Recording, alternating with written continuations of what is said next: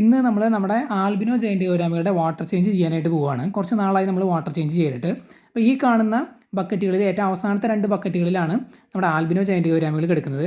ഈ കാണുന്ന ആദ്യത്തെ 3 എണ്ണത്തിൽ നമ്മൾ ചെറിയ 3 ബ്ലാക്ക് ജയന്റ് ഗൗരാമികളാണ് ഇട്ടിട്ടുള്ളത്. ചെറുതെന്ന് പറഞ്ഞു കഴിഞ്ഞാൽ തീരെ ചെറുതല്ല. വാങ്ങുന്ന സമയത്ത് ചെറുതായിരുന്നു. പിന്നീട് അവരിപ്പോൾ വലുതായിട്ടുണ്ട്. അപ്പോൾ അങ്ങനെ ആ സമയത്ത് 4 എണ്ണത്തിന് നമ്മൾ വാങ്ങിയിട്ടുണ്ടായിരുന്നു ചെറുതിനെ. 3 എണ്ണത്തിന് നമ്മൾ ഈ ബക്കറ്റിലിട്ട് ഒരെണ്ണത്തിന് നമ്മൾ ടബിലായിരുന്നു ഇട്ടിട്ടുണ്ടായിരുന്നത്. അതിന് നമ്മൾ ഈ അടുത്ത് ഈ കാണുന്ന ഔട്ട്ഡോർ ടാങ്കിൽ കൊണ്ട് ഇട്ടിട്ടുണ്ടായിരുന്നു. ടബിനകത്ത് നമ്മൾ ആൽബിനോ സക്കർ കാറ്റ് ഫിഷിൻ്റെ കൂടെയായിരുന്നു ഇട്ടിട്ടുണ്ടായിരുന്നത്. അപ്പോൾ ഗ്രോത്തിനെ ചെറുതായിട്ട് ബാധിക്കുന്നുണ്ട് എന്ന് തോന്നിയപ്പോൾ നമ്മൾ ഔട്ട്ഡോർ ടാങ്കിൽ കൊണ്ട് ഇടുകയാണ് ചെയ്തത്. അപ്പോൾ ഈ കാണുന്നതാണ് നമ്മുടെ കയ്യിലുള്ള 2 ആൽബിനോ ജയന്റ് ഗൗരാമികൾ ഈ അവസാനത്തെ 2 ബക്കറ്റുകളിൽ കിടക്കുന്നത്. കുറച്ച് നാളായിട്ടുണ്ട് ഇവിടെ വാട്ടർ ചേഞ്ച് ചെയ്തിട്ട് വെള്ളത്തിന് നല്ല രീതിയിൽ പച്ച കളർ വന്നിട്ടുണ്ട് കേട്ടോ. ആൽഗ നല്ല തിക്ക് ആൽഗ ആയിട്ട് വന്നിട്ടുണ്ട്. മാത്രമല്ല കുറച്ച് നാളായി വാട്ടർ ചേഞ്ച് ചെയ്തിട്ട് അതുകൊണ്ട് തന്നെ ഈ ബക്കറ്റിൻ്റെ അടിഭാഗത്ത് നല്ല രീതിയിൽ വേസ്റ്റ് അടിഞ്ഞു കൂടിയിട്ടുണ്ടാവും. അപ്പോൾ മൊത്തത്തിലൊന്ന് ക്ലീൻ ചെയ്യേണ്ട ഒരു സമയമായിട്ടുണ്ട്. വാട്ടർ ചേഞ്ചും കാര്യങ്ങളൊക്കെ നമ്മൾ കൃത്യമായിട്ട് തന്നെ ചെയ്യണം. കാരണം ഈ ഒരു കണ്ടെയ്നറിൽ നമ്മൾ എയറേഷനോ ഫിൽട്രേഷനോ ഒന്നും കൊടുക്കുന്നില്ല. അതുകൊണ്ട് വാട്ടർ ക്വാളിറ്റി ചെക്ക് ചെയ്തിട്ട് കറക്റ്റ് ടൈമിൽ തന്നെ നമ്മൾ വാട്ടർ ചേഞ്ച് ചെയ്യണം. അല്ലാന്നുണ്ടെങ്കിൽ പെട്ടെന്നായിരിക്കും അത് മീനുകളെ ബാധിക്കുന്നത്. ഒരു സുപ്രഭാതത്തിൽ നോക്കുമ്പോൾ ചിലപ്പോൾ ചത്ത് കിടക്കുന്നുണ്ടായിരിക്കും. കാരണം ഇതുപോലെ പച്ച വെള്ളമായിട്ട് ഇങ്ങനെ ആൽഗ അടിച്ച് കിടന്നു കഴിഞ്ഞാൽ വെള്ളത്തിൽ പ്രോബ്ലം ഉണ്ടാവും. കാരണം നമ്മൾ വിചാരിക്കും ഫ്രഷ് ആയിട്ട് ഇങ്ങനെ കിടക്കുകയെന്ന്. പക്ഷേ ഫ്രഷ് അല്ല, അടിഭാഗത്തൊക്കെ വേസ്റ്റ് നല്ല രീതിയിൽ ഉണ്ടാവും. എന്നിട്ട് പെട്ടെന്നായിരിക്കും അത് മീനിനെ ബാധിക്കുന്നത്. അപ്പോൾ വാട്ടർ ചേഞ്ചിനായിട്ടുള്ള വെള്ളം വലിച്ചു കളയാനുള്ള ഓസാണ് ഈ കാണുന്നത്. നമ്മൾ ടെറസിൻ്റെ താഴേക്കാണ് ഇട്ടിരിക്കുന്നത്. പെട്ടെന്നാണ് അതുകൊണ്ട് തന്നെ വെള്ളം വലിഞ്ഞ് പുറത്തേക്ക് പോകുന്നത്. പിന്നെ വെള്ളം നിറയ്ക്കാനായിട്ടുള്ള ഹോസ് നമ്മൾ അടുത്ത് തന്നെ വെച്ചിട്ടുണ്ട്. കാരണം നമ്മൾ വലിച്ച് കളയുന്നതോടൊപ്പം തന്നെ സൈഡ് ഭാഗത്തൊക്കെ നമ്മുടെ ഈ ബക്കറ്റിൻ്റെ സൈഡ് ഭാഗത്തൊക്കെ നമ്മൾ ഫോഴ്സിൽ വെള്ളം അടിച്ച് ക്ലീൻ ചെയ്യാറുണ്ട്. പക്ഷേ ഞാൻ നേരത്തെ മുമ്പ് പല വീഡിയോകളിലും പറഞ്ഞിട്ടുണ്ട്, നമ്മൾ ഒരിക്കലും ഉരച്ച് കഴുകാറില്ല. അതായത് ഈ ബക്കറ്റ് നമ്മൾ ഒരിക്കലും സ്പോഞ്ചോ എന്തെങ്കിലും ഉപയോഗിച്ച് ഉരച്ച് കഴുകാറില്ല. ഇതിൻ്റെ അടിഭാഗമൊക്കെ കൈ കൊണ്ട് ജസ്റ്റ് ഒന്ന് കഴുകുന്നതല്ലാതെ നമ്മൾ ഡീപ്പായിട്ട് ഒരു ക്ലീനിങ്ങും ചെയ്യാറില്ല. നമ്മൾ വെള്ളം ഫുള്ളായിട്ട് കളയാറുണ്ട് ഇതിൻ്റെ ഉള്ളിൽ നിന്ന് വലിച്ചിട്ട്. കാരണം അതിനകത്ത് നമ്മൾ 25% അല്ലെങ്കിൽ 50% വാട്ടറൊന്നും നമ്മൾ വെക്കാറില്ല. നമ്മൾ മുമ്പ് പല വീഡിയോയിലും പറയാറുണ്ട് കുറച്ച് വെള്ളം വെക്കണം. കാരണം എന്തുകൊണ്ടാണ്, അതിനകത്ത് ബെനിഫിഷ്യൽ ബാക്ടീരിയാസ് ഉണ്ടാവും. പക്ഷേ ഈ ഒരു ടബിനകത്ത് ആൽഗെ കാര്യങ്ങളൊക്കെ സൈഡിൽ പറ്റി പിടിച്ചിരിക്കുന്നതുകൊണ്ട് അതിനകത്ത് ആവശ്യം വേണ്ട നമ്മുടെ ബെനിഫിഷ്യൽ ബാക്ടീരിയാസ് ഒക്കെ ഉണ്ടാവും. അതുകൊണ്ടാണ് നമ്മളത് ഉരച്ച് കളയാത്തത്. പക്ഷേ നമ്മൾ വെള്ളം ഫുള്ളായിട്ട് കളയും. കാരണം വെള്ളം അത്യാവശ്യം നല്ല രീതിയിൽ മോശമായിട്ടുണ്ടായിരിക്കും. അപ്പോൾ പിന്നെ നമുക്ക് ആ വെള്ളം എടുത്ത് ഇതിനകത്ത് എന്താ പറയുക ഒഴിക്കാനായിട്ട് പറ്റില്ല. അല്ലെങ്കിൽ കുറച്ച് വെള്ളം ഇതിനകത്ത് വെക്കാൻ, അല്ലെങ്കിൽ 25% വെള്ളം വെക്കാനായിട്ട് നമുക്ക് പറ്റില്ല. കാരണം എന്തുകൊണ്ടാണ്, വെള്ളം മോശമായിട്ടുണ്ടായിരിക്കും. അത് മൊത്തമായിട്ട് കളയേണ്ടി വരും. അതുകൊണ്ടാണ് നമ്മൾ മൊത്തത്തിൽ വെള്ളം കളഞ്ഞ് ക്ലീൻ ചെയ്യുന്നുണ്ട്. പക്ഷേ സൈഡ് ഭാഗം ഒന്നും ഈ കാണുന്ന കണ്ടില്ലേ, ഇപ്പോൾ ഈ ഒരു ബക്കറ്റിൻ്റെ സൈഡ് ഭാഗത്ത് ഇങ്ങനെ ആൽഗ ഇരിക്കുന്നത് കണ്ടില്ലേ, ഇതൊന്നും നമ്മൾ എന്താ പറയുക സ്പോഞ്ചൊന്നും ഉപയോഗിച്ച് ഉരച്ച് കളയാറില്ല. ജസ്റ്റ് വെള്ളം അടിക്കും. പിന്നെ കൈ കൊണ്ട് നമ്മൾ ജസ്റ്റ് കൈ കൊണ്ടൊന്ന് ആക്കും. എന്താ പറയുക ഉരച്ചിങ്ങനെ കഴുകുക. അത്രയും കൈ കൊണ്ടുള്ളൊരു കഴുകൽ മാത്രമേ ഉള്ളൂ.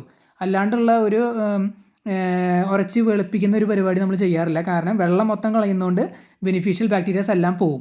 അപ്പോൾ ആ ബെനിഫിഷ്യൽ ബാക്ടീരിയാസ് എല്ലാം ഉണ്ടാകുന്നത് ഈ കാണുന്ന സൈഡിലിരിക്കുന്ന പൂപ്പലിലൊക്കെയാണ്. അപ്പോൾ അതുകൊണ്ടാണ്. മാത്രമല്ല പെട്ടെന്ന് തന്നെ വെള്ളം കണ്ടീഷൻ ആവാനായിട്ട് ഈ പൂപ്പൽ ഹെൽപ്പ് ചെയ്യാറുണ്ട്.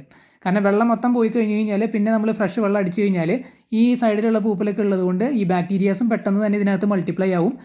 വെള്ളം പഴയ പോലെ തന്നെ വിതിൻ 1 വീക്ക് ഒന്നും വേണ്ട, ഒരു 3 ദിവസത്തിനുള്ളിലൊക്കെ പെട്ടെന്ന് തന്നെ കണ്ടീഷൻ ആവും.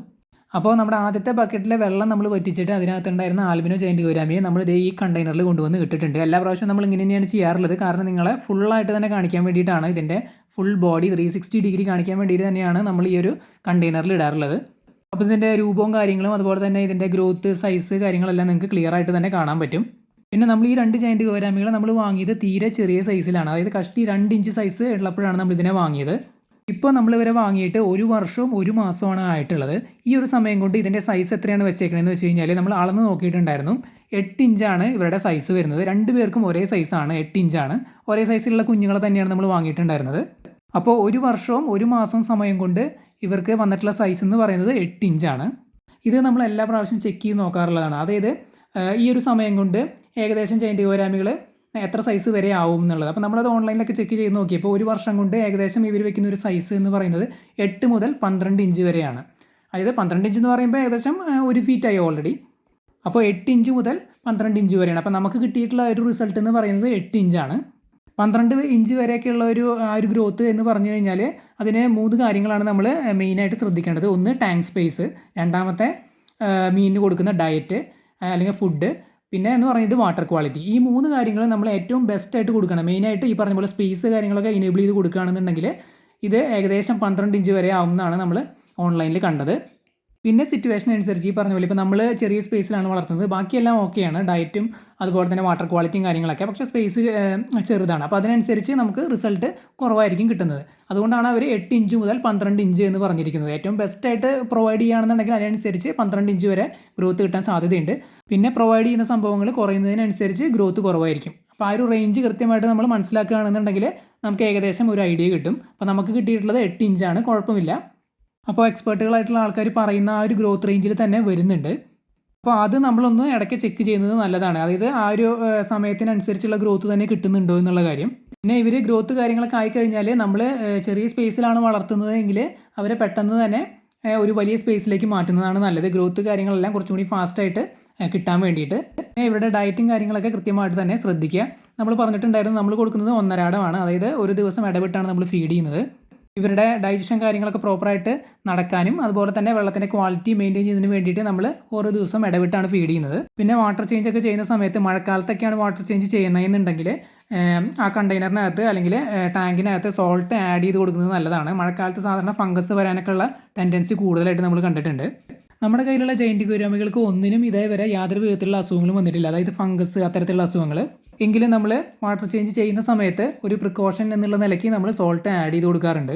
അപ്പോൾ ഈ കണ്ടെയ്നറിൽ കിടക്കുന്നതാണ് നമ്മുടെ ആദ്യത്തെ ബക്കറ്റിൽ കിടക്കുന്ന ജൈൻറ്റ് ഗോരാമി. ആൽബിനോ ജൈൻറ്റ് ഗോരാമിയാണ്. അറിയാത്തവർക്കായിട്ട് പറയുകയാണ്, ആൽബിനോ എന്ന് പറഞ്ഞു കഴിഞ്ഞാൽ കണ്ണ് റെഡ് കളറായിരിക്കും. ശ്രദ്ധിച്ച് നോക്കിയാൽ നിങ്ങൾക്ക് കാണാം, ഡാർക്ക് റെഡ് കളറാണ്, ബോഡി വൈറ്റ് ആണ്.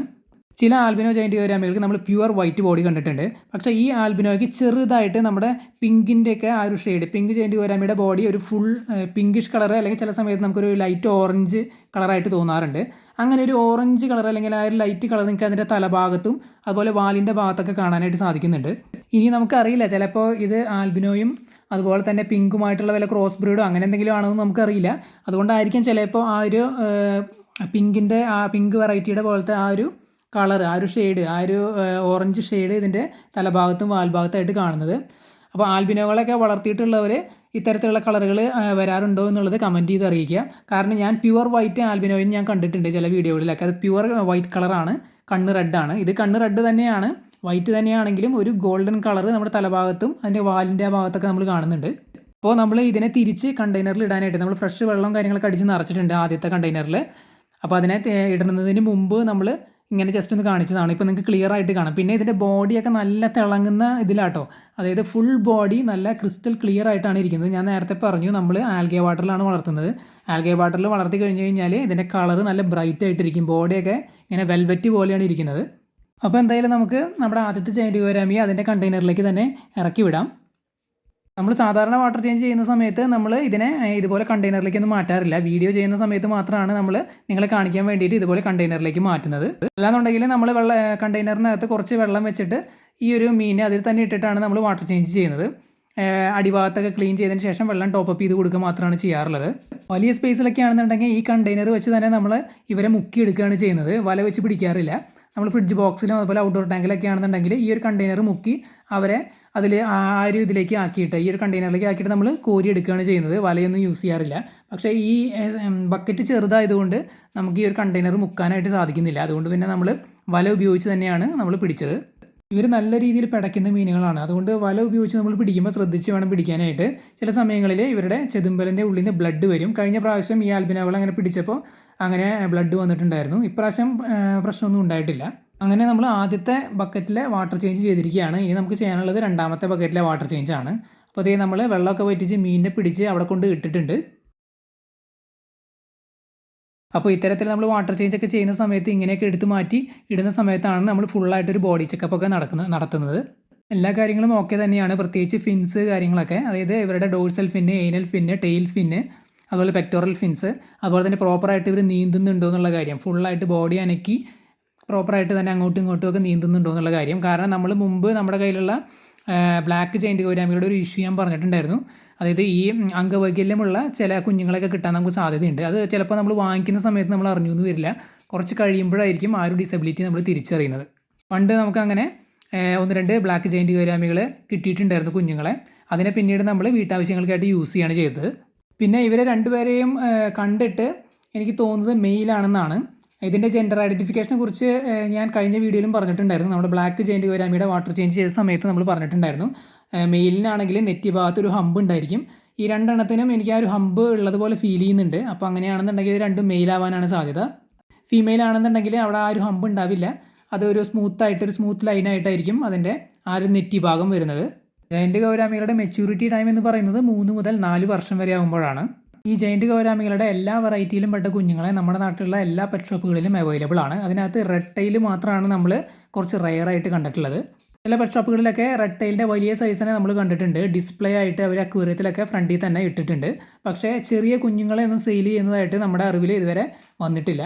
മാത്രമല്ല റെഡ് ടൈലിൽ നല്ല റേറ്റ് വരുന്ന ഒരു വെറൈറ്റിയാണ്. ബാക്കി എല്ലാ വെറൈറ്റികളും നമ്മുടെ നാട്ടിലെ പെറ്റ് ഷോപ്പുകളിൽ അവൈലബിൾ ആണ്. ബാക്കി വെറൈറ്റികൾ എന്ന് പറഞ്ഞു കഴിഞ്ഞാൽ 4 വെറൈറ്റികളാണ് വരുന്നത് റെഡ് ടൈൽ കൂടാതെ. അതായത് ആൽബിനോ, അതായത് വൈറ്റ് ബോഡി റെഡ് ഐ, പിന്നെ വരുന്നത് വൈറ്റ് ആണെന്നുണ്ടെങ്കിൽ വൈറ്റ് ബോഡി ബ്ലാക്ക് ഐ ആണ്. പിന്നെ വരുന്നത് പിങ്ക് വെറൈറ്റിയാണ്. പിന്നെ വരുന്നത് ബ്ലാക്ക് അല്ലെങ്കിൽ ആഷ് അല്ലെങ്കിൽ ഗ്രേ. ഇതിൽ ഏറ്റവും വില കുറഞ്ഞ വെറൈറ്റി എന്ന് പറയുന്നത് ബ്ലാക്ക് അല്ലെങ്കിൽ ആഷ് കളറിൽ വരുന്നതാണ്. പിന്നെ വൈറ്റ് ആണ്. പിന്നെ ഏകദേശം സെയിം റേറ്റ് ആണ് നമ്മുടെ ആൽബിനോയ്ക്കും പിങ്കിനും വരുന്നത്. ഏറ്റവും വില കൂടിയത് ഈ 4 എണ്ണത്തിൽ ആൽബിനോയും പിങ്കുമാണ്. ഇപ്പോഴും ചെറിയ സൈസിനെ വാങ്ങി വളർത്തി വലുതാക്കുന്നതാണ് നല്ലത്. എന്തുകൊണ്ടാണ് അങ്ങനെ പറയുന്നതെന്ന് വെച്ച് കഴിഞ്ഞാൽ നമുക്ക് ആ ഒരു ചെറിയ പ്രായം തൊട്ട് തന്നെ ആ ഒരു ജയൻറ്റ് ഗൗരാമിയെ നമ്മളുമായിട്ട് ഇണക്കി വളർത്താനായിട്ട് സാധിക്കും. പിന്നെ നമ്മൾ കൊടുക്കുന്ന ഫുഡ് നമ്മുടെ ആംബിയൻസുമായിട്ടൊക്കെ അതിനെ ആ ഒരു ചെറിയ പ്രായം തൊട്ട് തന്നെ അഡാപ്റ്റ് ചെയ്യിക്കാനായിട്ട് സാധിക്കും. അതുകൊണ്ട് തന്നെ എപ്പോഴും ചെറുതിനെ വാങ്ങി വളർത്തി വലുതാക്കുന്നതായിരിക്കും നല്ലത്. വലിയ സൈസിനെ വാങ്ങി വളർത്തുന്നതിൽ തെറ്റും കാര്യങ്ങളൊന്നുമില്ല. അത് ഏത് ഓണറിൻ്റെ കയ്യിലായിരുന്നോ ആ ഒരു ഓണറിൻ്റെ അവർ കൊടുത്തിരുന്ന ഫുഡും കാര്യങ്ങളൊക്കെ ആയിട്ട് അത് അഡാപ്റ്റ് ആയിട്ടുണ്ടായിരിക്കും. സാധാരണ ജയൻറ്റ് ഗൗരാമികളുടെ കേസിൽ അങ്ങനെ ഇഷ്യൂസും കാര്യങ്ങളൊന്നും വരാറില്ല. കാരണം അവരെല്ലാ ഫുഡും കഴിക്കുന്ന മീനുകളാണ്. പെല്ലറ്റ് ആണെങ്കിലും വെജ് ആണെങ്കിലും നോൺ വെജ് ആണെങ്കിലും. അതുകൊണ്ട് എന്ത് തരത്തിലുള്ള ഫുഡ് ഹാബിറ്റ്സിനോടും അവർ അഡാപ്റ്റ് ആയിട്ടുണ്ടെങ്കിലും കുഴപ്പമൊന്നുമില്ല. നമ്മളതിനെ വാങ്ങി നമ്മുടെ ആ ഒരു സിറ്റുവേഷനോട് അത് അഡാപ്റ്റ് ആയി വരുമ്പോൾ അത് എല്ലാ ഫുഡും സാധാരണ കഴിക്കുന്ന പോലെ തന്നെ കഴിക്കും. പക്ഷേ ചില മീനുകൾ അങ്ങനെയല്ല. ഉദാഹരണത്തിന് ഓസ്കാർ ഫിഷിനെയൊക്കെ നമ്മൾ ലൈവ് ഫുഡ് കൊടുത്ത് മാത്രമാണ് വളർത്തണമെന്നുണ്ടെങ്കിൽ പിന്നീട് നമ്മൾ പെല്ലറ്റ് ഫീഡ് ചെയ്യുമ്പോൾ അവർ പെല്ലറ്റ് എടുത്തോളണമെന്നില്ല അല്ലെങ്കിൽ കഴിച്ചോളണമെന്നില്ല. അവർ പിന്നീട് ലൈവ് ഫുഡിന് വേണ്ടി തന്നെയായിരിക്കും ക്രേവ് ചെയ്യുന്നത്. അതായത് അവർക്ക് ഇപ്പോൾ നമ്മൾ ചെമ്മീനാണ് അവർക്ക് സ്ഥിരമായിട്ട് കൊടുക്കുന്നതെങ്കിൽ അവർ ചെമ്മീൻ തന്നെയായിരിക്കും പിന്നീട് കഴിക്കുന്നത്. നമ്മൾ പിന്നീട് പെല്ലറ്റ് കൊടുക്കാൻ നിന്ന് കഴിഞ്ഞാൽ അവർ പെല്ലറ്റ് കഴിക്കണമെന്നില്ല. അവർ വേസ്റ്റ് ആക്കി ഇട്ടിട്ട് പോകും. ഓസ്കാർ ഫിഷിൻ്റെ ഈ ഒരു സ്വഭാവത്തെക്കുറിച്ച് നമ്മൾ പല ആൾക്കാരും പറഞ്ഞു കേട്ടിട്ടുണ്ട്. അതുകൊണ്ടാണ് ഞാൻ ശീലത്തെക്കുറിച്ച് പറഞ്ഞത്. അതായത് ഏത് ഓണറിൻ്റെ കയ്യിലായിരുന്നോ ആ ഓണർ എന്താണോ ശീലിപ്പിച്ചത് അതായിരിക്കും അത് പഠിച്ചിട്ടുണ്ടാവുക. അപ്പോൾ നമ്മൾ ചെറിയ സൈസിനെ വാങ്ങി വളർത്തുകയാണെന്നുണ്ടെങ്കിൽ ആ ഒരു ചെറിയ പ്രായം തൊട്ടേ നമ്മുടെ ഫുഡ് ഹാബിറ്റ്സും നമ്മുടെ ആ ഒരു ആംബിയൻസുമായിട്ടൊക്കെ അതിനെ അഡാപ്റ്റ് ചെയ്യിച്ച് കൊണ്ടുവരാനായിട്ട് സാധിക്കും. അതായത് നമ്മുടേതായിട്ടുള്ള രീതിയിൽ ഫുള്ളായിട്ട് ഈ ഒരു മീനിനെ നമുക്ക് ഇണക്കി വളർത്താനായിട്ട് സാധിക്കും. അതുകൊണ്ടാണ് നമ്മൾ ചെറിയ മത്സ്യത്തെ തന്നെ വാങ്ങി വളർത്തി വലുതാക്കുന്നതാണ് നല്ലത് എന്ന് പറഞ്ഞത്. അപ്പോൾ ഇത് നമ്മുടെ രണ്ടാമത്തെ ആൽബിനോ ജയൻറ്റ് ഗൗരാമിയെയും നമ്മൾ അതിൻ്റെ ടബിലേക്ക് ഇടാനായിട്ട് ഇവിടെ കൊണ്ടുവന്ന് വെച്ചിരിക്കുകയാണ്. അപ്പോൾ നമുക്ക് പതുക്കെ വെള്ളത്തിലേക്ക് ഇറക്കി കൊടുക്കാം. ഈ ജയൻറ്റ് ഗൗരാമികളുണ്ടല്ലോ, ഇവർ വളരെ കാം ആൻഡ് ക്വയറ്റ് ആയിട്ടുള്ള മീനുകളാണ്. കണ്ടില്ലേ, ഇവർ ചാടാനോ പിടയ്ക്കുന്നോ ഒന്നുമില്ല. വളരെ സ്മൂത്തായിട്ടാണ് ഇവർ നിൽക്കുന്നത്. ഈവൻ ഞാൻ പറഞ്ഞു നമ്മൾ ഇവരെ ഈ ഒരു വീഡിയോയ്ക്ക് വേണ്ടിയിട്ടാണ് പുറത്തെടുത്തത്. അല്ലാന്നുണ്ടെങ്കിൽ നമ്മൾ ഇതിനകത്ത് വെച്ച് തന്നെയാണ് നമ്മൾ വാട്ടർ ചേഞ്ച് ചെയ്യുന്നത്. ആ സമയത്ത് നമ്മൾ ചില സമയത്ത് വലിച്ച് കളയുമ്പോൾ ഇവർക്ക് നിൽക്കാൻ പാകത്തിന് വെള്ളത്തിനേക്കാളും കുറച്ചും കൂടി താഴേക്ക് പോകും. അപ്പോൾ ഇവർ സൈഡ് ചെരിഞ്ഞാണ് കിടക്കുന്നത്. ആ സമയത്ത് പോലും ഇവർ ഇങ്ങനെ പിടയ്ക്കുകയോ അല്ലെങ്കിൽ പുറത്തേക്ക് ചാടാൻ നോക്കുകയൊന്നും ചെയ്യില്ല. വളരെ കാം ആൻഡ് ക്വയറ്റ് ആയിട്ട് തന്നെ ചെരിഞ്ഞങ്ങ് കിടന്നോളും. അതുപോലെ തന്നെ വലിയ ടാങ്കുകളിലാണെങ്കിൽ നമ്മൾ വലകൊണ്ട് പിടിക്കാറില്ല എന്ന് പറഞ്ഞു. നമ്മൾ ജസ്റ്റ് നേരത്തെ കാണിച്ച ആ ഒരു ട്രാൻസ്പാരൻറ്റ് കണ്ടെയ്നർ ഉപയോഗിച്ച് ഇവരെ കോരി എടുക്കുകയാണ് ചെയ്യുന്നത്. ഇവർ കൂളായിട്ട് തന്നെ അതിനകത്തേക്ക് കയറിക്കോളും. ഇതുപോലെ ഇത്ര ഈസി ആയിട്ടൊന്നും നമുക്ക് മറ്റ് മീനുകളെ ഹാൻഡിൽ ചെയ്യാനായിട്ട് സാധിക്കില്ല. പല മീനുകളും നമുക്കറിയാം പിടിക്കാൻ നേരത്തെ അവർ വളരെ അഗ്രസീവായിട്ട് മാറും. ഒരു വട്ടം നമ്മൾ വാങ്ങി വളർത്തി കഴിഞ്ഞാൽ ഇതിനെ വീണ്ടും വീണ്ടും നമുക്ക് വാങ്ങി വളർത്താനായിട്ടൊരു ടെൻഡൻസി ഉണ്ടാവും. അത്തരത്തിലുള്ള ഒരു മീനാണ് ഈ ഒരു ജയൻറ്റ് ഗൗരാമി. അതിന് കാരണം ഈ ഒരു മീനിൻ്റെ സിംപ്ലിസിറ്റി തന്നെയാണ്. വളർത്താനുള്ള ആ ഒരു എളുപ്പം, അതുപോലെ ഫുഡിൻ്റെ കാര്യം ഹാൻഡിൽ ചെയ്യുന്നത് അതും വളരെ എളുപ്പമാണ്. അതുപോലെ തന്നെ എയറേഷൻ, ഫിൽട്രേഷൻ ഇത്തരം സെറ്റപ്പുകളൊന്നും ജയൻറ്റ് ഗൗരാമികളുടെ ടാങ്കുകളിലോ കുളങ്ങളിലോ ഒന്നും ആരും ചെയ്യാറില്ല. വളരെ നാച്ചുറലായിട്ടാണ് എല്ലാവരും മെയിൻറ്റെയിൻ ചെയ്യുന്നത്. അപ്പോൾ അതും ഈസിയാണ്. എല്ലാം കൊണ്ടും ഇത്രയും ഈസി ആയിട്ട് വളർത്താൻ പറ്റിയ വേറൊരു മീൻ ഈ ഒരു ഫിഷ് കീപ്പിങ്ങിൽ ഇല്ല എന്ന് തന്നെയാണ് എൻ്റെ ഒരു അഭിപ്രായം. ഫിഷ് കീപ്പിംഗ് അല്ലെങ്കിൽ അക്വേറിയം ഹോബി ഇഷ്ടപ്പെടുന്ന ആൾക്കാർ തീർച്ചയായിട്ടും വാങ്ങി വളർത്തേണ്ട ഒരു മീനാണ് ഈ ഒരു ജയൻറ്റ് ഗൗരാമി. അപ്പോൾ നമ്മുടെ ഇന്നത്തെ ഈ ഒരു ആൽബിനോ ജയൻറ്റ് ഗൗരാമികളുടെ വാട്ടർ ചേഞ്ച് പരിപാടി തീർന്നിരിക്കുകയാണ്. വാട്ടർ ചേഞ്ച് ഒക്കെ ചെയ്ത് നമ്മൾ രണ്ടുപേരെയും തിരിച്ച് ഈ ഒരു കണ്ടെയ്നറിലേക്ക് ആഡ് ചെയ്ത് കൊടുത്തിരിക്കുകയാണ്. രണ്ടുപേരും ഹാപ്പി ആയിട്ട് തന്നെ നടക്കുന്നുണ്ട്. ഇവർക്ക് ഈ ഒരു സ്പേസ് പണ്ട് മുതലേ പരിചയമുള്ളതുകൊണ്ട് തന്നെ ഈ വാട്ടർ ചേഞ്ച് പ്രോസസ്സും അവർക്ക് പരിചയമുള്ളതുകൊണ്ട് തന്നെ അവർക്ക് യാതൊരു പേടിയോ കാര്യങ്ങളോ അങ്ങനെയൊന്നുമില്ല. മാത്രമല്ല നമ്മളെ ഡെയിലി കാണുന്നതാണ്. അതുപോലെ തന്നെ ഫീഡിങ്ങും കാര്യങ്ങളൊക്കെ കൊടുക്കുന്നതും കാര്യങ്ങളൊക്കെ. അതുകൊണ്ട് തന്നെ അവർ നല്ല രീതിയിൽ ഈ ഒരു ആംബിയൻസുമായിട്ട് അഡാപ്റ്റഡ് ആണ്. അതുകൊണ്ട് അവർക്ക് വേറെ രീതിയിലുള്ള സ്ട്രെസ്സോ കാര്യങ്ങളോ ഒന്നുമില്ല. ഇവരെ വലിയ സ്പേസിലേക്ക് മാറ്റണമെന്ന് തന്നെയാണ് നമ്മുടെ പ്ലാൻ. സിറ്റുവേഷനും കാര്യങ്ങളൊക്കെ കറക്റ്റായി വരികയാണെന്നുണ്ടെങ്കിൽ നമ്മൾ തീർച്ചയായിട്ടും ഇവരെ വലിയ സ്പേസിലേക്ക് മാറ്റും. അപ്പോൾ ഇത്രയൊക്കെയാണ് നമ്മുടെ ഇന്നത്തെ വീഡിയോ. നിങ്ങൾക്ക് എന്തെങ്കിലും ഡൗട്ട് ഉണ്ടെങ്കിൽ കമൻറ്റ് ചെയ്ത് ചോദിക്കാവുന്നതാണ്. അപ്പോൾ നമ്മുടെ വീഡിയോ ഇവിടെ അവസാനിക്കുകയാണ്. വീഡിയോ എല്ലാവർക്കും ഇഷ്ടപ്പെട്ടു എന്ന് വിചാരിക്കുന്നു. പുതിയൊരു വീഡിയോ ആയിട്ട് നമുക്ക് വീണ്ടും കാണാം.